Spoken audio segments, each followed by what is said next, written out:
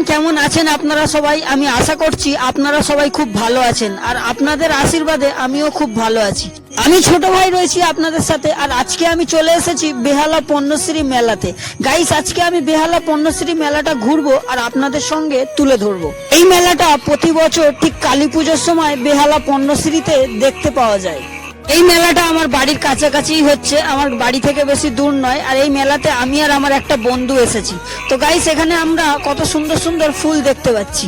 আমার তো ফুল খুব ভালো লাগে, আপনাদের কেমন লাগে সেটা কমেন্ট করে জানাতে ভুলবেন না। আর আপনাদের যদি মেলা দেখতে দেখতে খিদে পেয়ে যায়, তাহলে এখানে অনেক সুন্দর সুন্দর খাবারও অ্যাভেলেবেল আছে। গাইস, এই মেলাতে আমি আসতে অনেক দেরি করে ফেলেছি, কারণ সেই কালী পুজো হয়ে গেছে, অনেক দিন হয়ে গেছে, এখনো কিন্তু মেলাটা চলছে, তাই ভালো বলতে হয়। আর এই মেলাতে এখানে যা কিছু বিক্রি হচ্ছে, আমি সবকিছু নিজে প্রাইস জিজ্ঞাসা করে দেখেছি।